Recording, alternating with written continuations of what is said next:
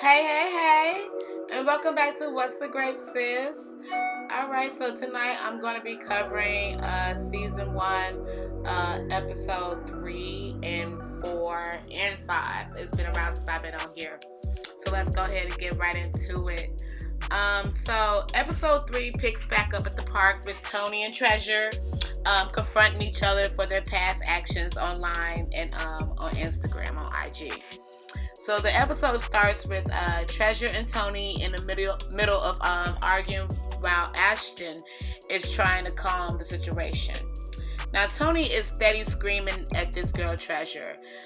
She's all in her face. And she's screaming at her daughter's friend, yelling, you with her every day, referring to Blac Chyna.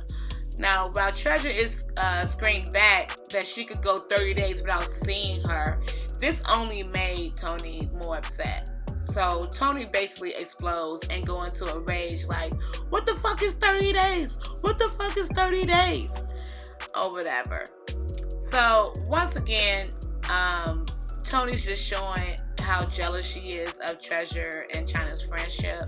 So Treasure responds to Tony and says she's never going anywhere, which makes Tony storm away from the park, saying, F-U-B, I'm done. Now, at this point, the producers and cameramen step in like, nah, Tony, get your ass back over there.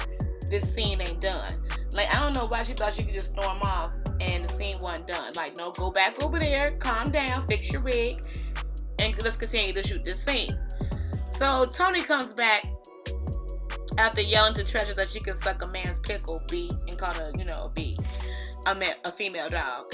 But eventually Treasure just gets over all the drama, and Treasure apologizes to Tokyo. She tries to concentrate on why they are there in the first place, and that is for her friend Chyna and mother to repair their relationship. So she calms down and try to move past this. Now, to me, this was a big move for her, because after a broad called me out my name and tell me to suck several men's pickles, friend's mother or not, I wouldn't be so caring. Okay. So Treasure apologizes and says basically, I love you to Tony, and she says how she wanted Tony to be like a grandmother to her own kids because her kids love her too. And Tony finally lets her guards down and matures for the second. She calms down and she hugs her. She hugs Treasure. And I was just thinking Treasure should really drop kick her ass, drop kick Tony Weeble Wobble ass, that would be kind of petty, so that would defeat the whole purpose of them being there.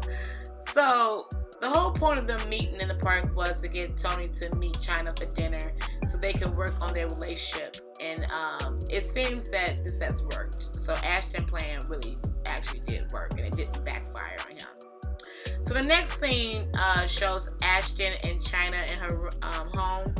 And it is just discussing how they're going to ship her orders out since that store Lash is closed for remodeling.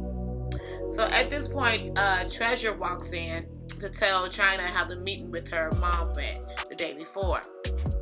Now the whole time, Chyna isn't surprised about her mother's actions, and they show flashbacks of the confrontation. Now while Ashton is basically telling the story to Chyna, so Treasure didn't tell her. Ashton actually interjected and started saying what was going on. So after telling the story, Ashton tells Chyna that basically the ball is in your court, and what do you want to do? So Chyna gives Ashton the green light to set up another meeting with her mom, and Ashton decides to pick a more public space for them to meet since it was such a disaster in the most, intimate place, which was Blac Chyna's home, So Treasure leaves to go get her nails done, and Ashton and Chyna leave to go to her shop. So on the next scene, we're introduced to a family friend, a guy named Benji. Now, I understand California has a different style of their own, but someone please tell me what the hell Benji have on. I thought it was a damn potato sack, but I guess it's some new man romper or whatever. I don't know. What I do know is that ain't nobody but Benji and Kanye West ran that shit. And maybe Willow ass too. So Tony sits down at Benji's house to tell him about the disaster meeting with Chyna and the meetup in the park with Ashton and Treasure.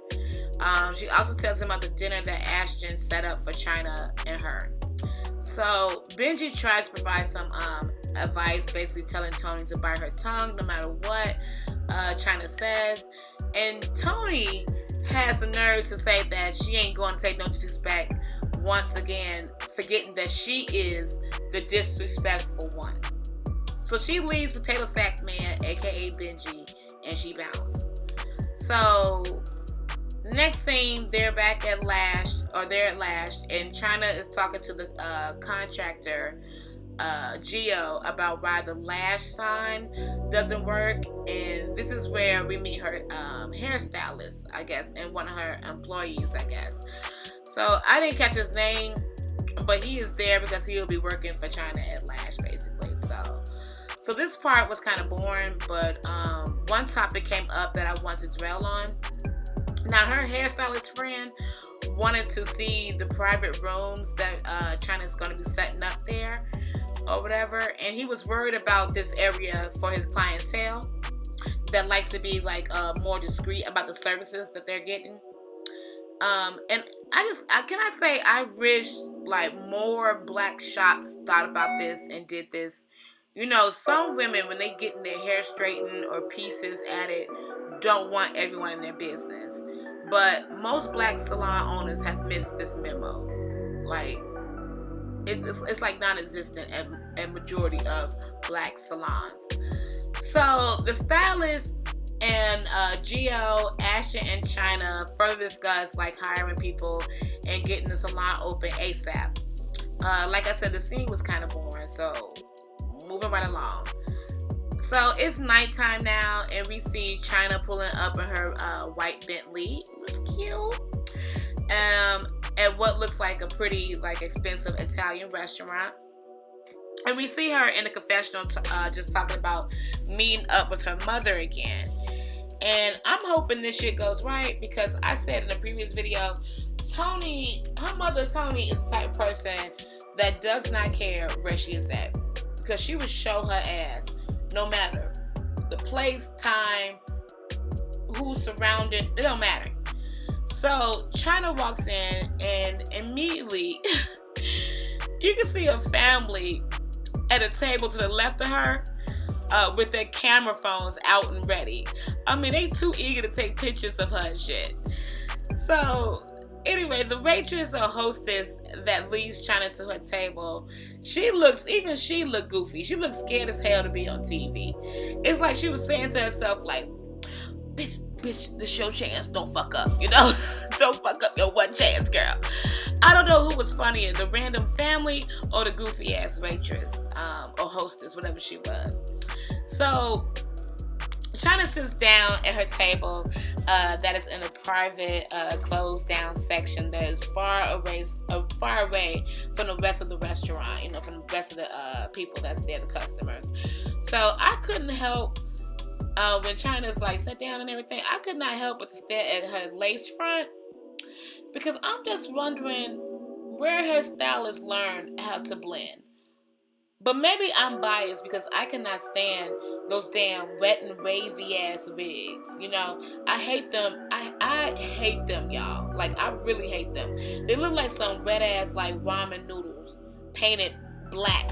But anyway, so we see Tony, and finally she looked halfway decent. Okay. The wig on her head is still a hot damn mess, but her red jumpsuit was cute at least, you know. And this goofy ass family got their cameras out for her too. Like, and the goofy hostess, waitress, hostess or whatever, she back, y'all. She back looking goofy as ever. So immediately when Tony sits down and her and Chyna come face to face, you can see how distant and cold Chyna is, but Tony deserves all of that. So Tony starts talking, and she's crying and apologizing, but Chyna poker face is good, y'all. Like, damn, I was starting to feel sorry for her mom. Like, damn, Chyna, you don't have to act like that. But Chyna basically says in her confessional that this is a pattern with Toni. She cries and begs and pleads for her forgiveness, then turns around next week and posts online everything they talked about. So I can see why she being like a stone cold to her.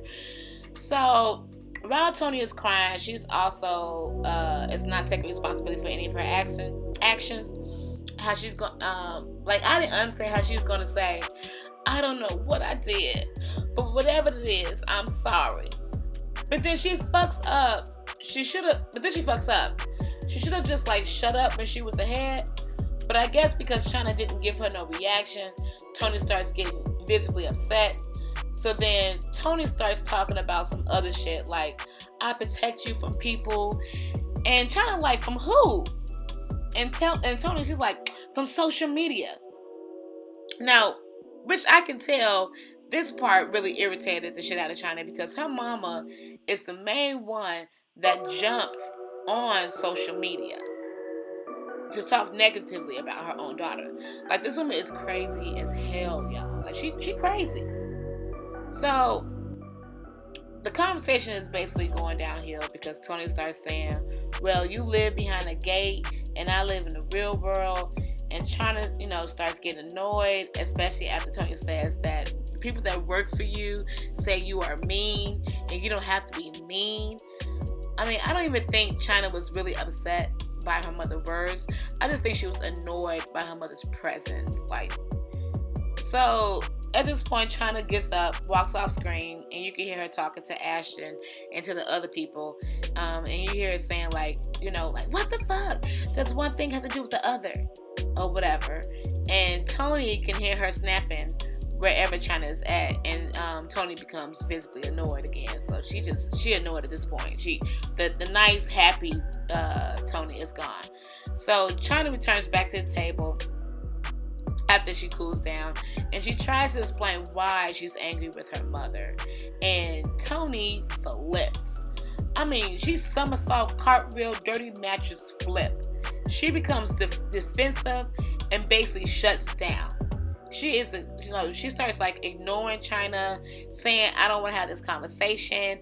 And finally, Chyna brings up the fact her mother said online that she was an R baby. She wasn't conceived through love, if you catch my drift, basically. We can't say the word on YouTube, but